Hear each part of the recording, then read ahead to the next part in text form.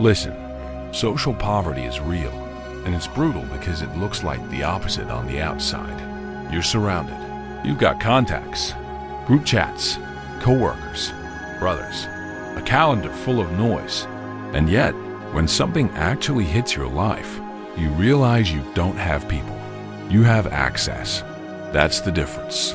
Access is not connection. Connection is the one friend you can call at 2 a.m. and you don't have to perform. Connection is someone who tells you the truth without trying to look superior. Connection is loyalty when there's nothing to gain. Most men don't have that. They have a network, a social media audience, a bunch of "what's up, bro" relationships that collapse the moment you stop being useful or entertaining. And it messes with your head because you start thinking you're the problem. You start blaming yourself for feeling alone. But here's the truth.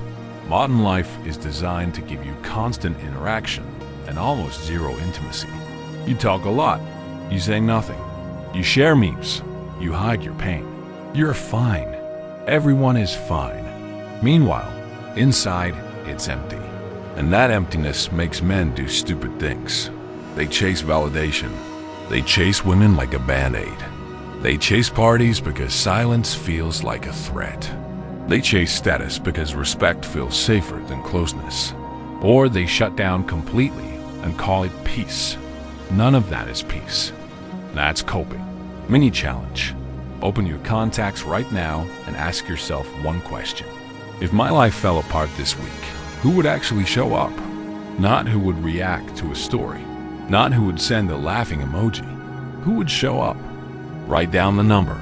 If it's 0 or 1, welcome to social poverty. The good news is this. If you can see it, you can fix it. But you're gonna have to stop confusing noise with brotherhood. Here's why it happens, and I'm not going to sugarcoat it. Most male relationships are built on convenience. Same job, same school, same gym, same neighborhood, same hobby. The moment the environment changes, the friendship fades. Not because anyone is evil, because there was no core, just proximity. Then you add modern masculinity to the mix. A lot of men are emotionally untrained. They can talk about sports, business, politics, girls, cars. They cannot talk about fear, shame, grief, doubt, or loneliness without turning it into a joke. So everything stays shallow. And shallow is safe. Shallow is easy. Shallow is controllable. And adults get busy. Busy becomes the perfect excuse. No time to meet. No time to call. No time to build ritual. But somehow there's time to scroll for 2 hours. There's time to argue online. There's time to consume content. So it's not time. It's priority and discomfort. Because real connection demands a risk. You have to be honest. You have to be consistent. You have to show up when it's inconvenient. You have to admit you don't have everything handled. And most men would rather look strong than be known. That's the trade. Looking strong gives you respect. Being known gives you connection. Social poverty is what happens when you only build the first one. Mini challenge. Choose one man you respect and send a message that isn't noise. Not "what's up?" Something real but simple. How are you actually doing? Then shut up and listen. If you can't do that, you're not socially poor. You're socially scared. Different problem. Same solution. Practice. Now the twist. When a man is socially starving, he usually doesn't treat it like a relationship problem. He treats it like a performance problem. So he compensates. He goes harder in the gym. He chases money harder. He chases status harder. He becomes productive. And listen, that can be good. Discipline is good. Money is good. Health is good. But here's the poison. He starts using achievement to replace connection. Because achievement gives you something connection also gives you relief. It gives you control. It gives you identity. It gives you a reason to wake up. And it feels safer than trusting people.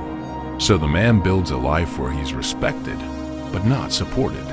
He becomes the guy everyone calls for advice, but nobody calls to ask if he's okay. And he accepts it, because being needed feels close enough to being loved. This is the trap. Money can buy comfort, space, options, privacy. It cannot buy loyalty. It cannot buy someone who knows your darkest week and stays. It cannot buy a friend who tells you you're messing up and still wants you to win. If you don't fix social poverty, financial freedom becomes a beautiful house with empty rooms. And you'll start filling those rooms with distractions, casual relationships, compulsive work, addictions, scrolling, buying things you don't need. You'll call it enjoying life. It's usually self-medication. Mini challenge.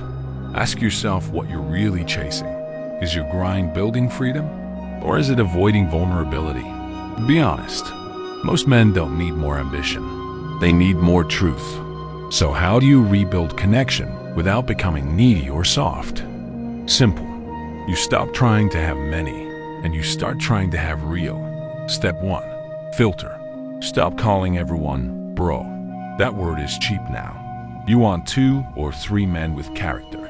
Not charisma. Character. Men who are consistent. Men who take responsibility. Men who keep their word. You don't find those men by partying. You find them through environments that demand effort. Training, building, learning, work, projects. Step 2. Test loyalty through consistency, not drama. You don't need a crisis to test people. Watch who shows up in small ways. Who replies when you ask something real. Who remembers what matters to you. Who checks in without wanting something. Consistency is a love language between men, whether we admit it or not. Step 3. Build ritual. Connection doesn't happen by, we should catch up sometime. That's fake. Set a weekly walk, a monthly coffee, a training session, a call. Same day, same time. Routines build trust. Trust builds depth. Step 4. Practice truth-telling in small doses. You don't dump your trauma. You don't overshare. You say one honest sentence. I've been feeling off. I've been lonely. I'm under pressure. If the man respects it and meets you there, you found someone worth building with. If he mocks it, he's not your guy. Mini challenge. Pick one ritual and lock it for 4 weeks with one person. If nobody qualifies, your next project is to put yourself in better rooms. Here's the standard I want you to live by. Become strong alone, but don't build a life where you're alone by default. Because yes, solitude builds you, silence sharpens you, discipline frees you, but connection keeps you human. And a lot of men don't realize they're slowly turning into machines. Efficient, productive, controlled, and emotionally starving. You don't need a big circle. You need a clean circle. A circle where you can be respected and still be real. A circle where truth doesn't threaten masculinity. A circle where success isn't a competition and pain isn't a joke. Money helps, absolutely. Money removes stress. It buys time. It gives options. It can put you in better environments where better people exist. But money is not a substitute for being known. If you let it become your substitute, you'll wake up one day with everything and still feel like something is missing. And you'll hate that feeling because you won't be able to blame anyone. So do both.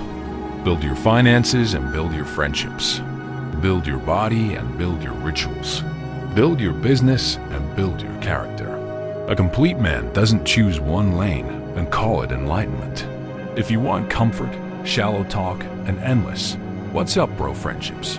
Don't follow In.sideOut. In.sideOut. This channel is for men who want real strength, and that includes the strength to build real connection. Final question. What's your number? If your life got dark this week, how many men would actually show up? And what are you going to do about it starting today?